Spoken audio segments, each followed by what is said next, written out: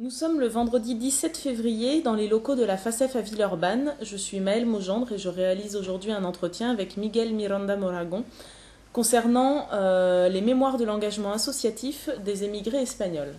Alors pour commencer, monsieur, je vais vous demander de vous présenter en me donnant vos noms, prénoms, lieux et date de naissance. Je m'appelle Miguel Miranda Moraron, comme vous avez dit. Je suis né à Cordoue, Cordoba en espagnol, en 1945, en 28 octobre. Quelles étaient la condition économique de vos parents dans ces années-là? Bon, mon père travaillait dans le bâtiment, mais la condition économique, si je suis venu pour des raisons économiques, non. Je ne suis pas venu pour des raisons économiques, moi personnellement, bien que j'étais très jeune. J'ai mon frère aîné qui est venu en France, que lui, il est venu pour des raisons économiques, il était en pleine crise, il travaillait dans le bâtiment. Et puis j'ai un deuxième frère qui est venu à la suite, par rapport à moi, mon frère aîné. Et puis on s'entendait très bien, et puis moi je voulais suivre. Je suis venu après parce que mon frère était là, pas pour des raisons de travail ni autre, j'ai quitté mon travail pour venir. Donc mon arrivée, ça a été par la suite, j'ai continué avec mes inquiétudes. Mon inquiétude était aussi d'apprendre la langue, parce qu'être là sans connaître la langue, c'était un peu difficile. On allait dans les commerces, on était une bande de jeunes à l'époque. Une bande de jeunes, on allait dans les commerces, on jouait un petit peu les machos, mais avec notre langage en espagnol, en français, un mélange de tout. C'était notre langue à nous. Mais moi, je sentais que là, ce n'était pas le bon chemin pour moi.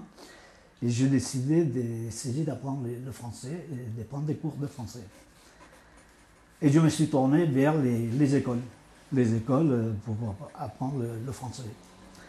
Bon, mes moyens ne me le permettaient pas.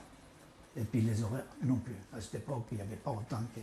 Par contre, il y a la jeunesse communiste espagnole. Mais qui ne se présentait pas, enfin voilà, à moi, ne s'était pas présenté en tant que la jeunesse communiste, mais sinon des gens quittant la main à d'autres Espagnols.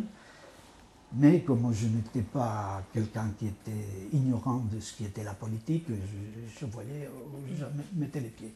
Bon, expliquez un petit peu l'historique de la fédération, ça sera intéressant. L'historique de la fédération, parce que c'est...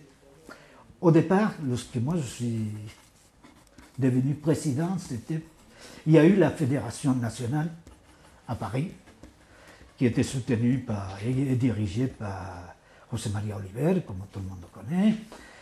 Et c'est une association qui est d'origine chrétienne. D'ailleurs, elle était soutenue, je ne me rappelle plus le nom, comment ça s'appelait, bon, mais vous devez connaître, on a dû vous parler.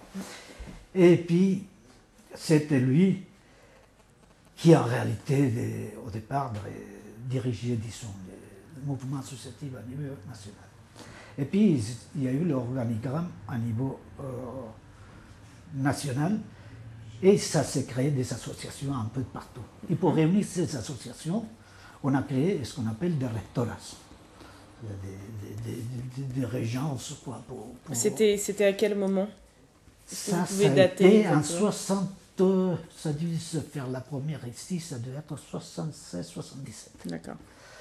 Et là, il y a quelqu'un qui était président, 67, ça devait être 76, je ne suis pas très...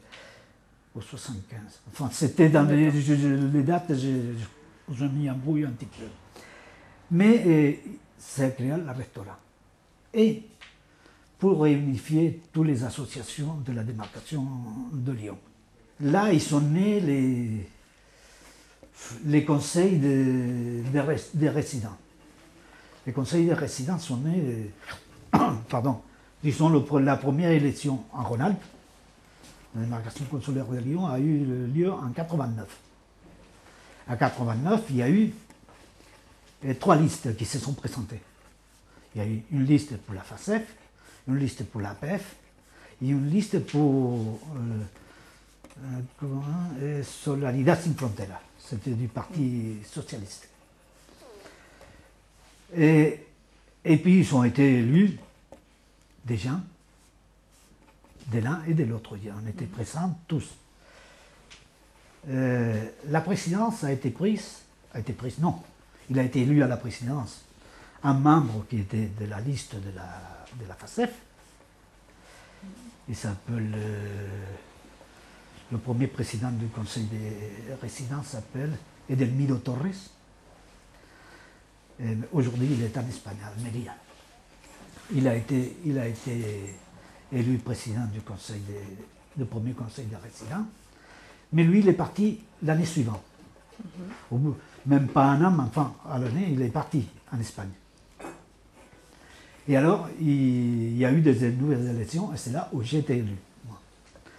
Actuellement, la population espagnole, pour moi, mais ça c'est une opinion très personnelle, évidemment, comme tout le reste, elle a un gros problème.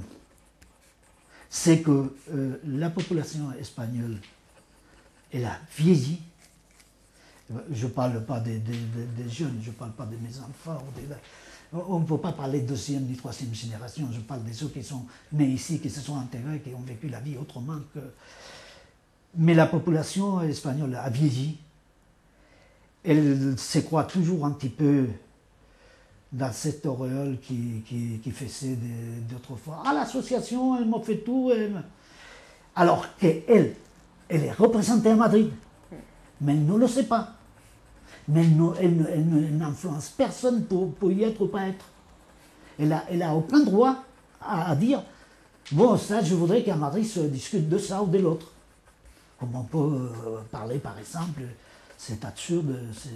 Je le dis comme ça parce que c'est l'absurdité même du côté de France, comme du côté du gouvernement espagnol.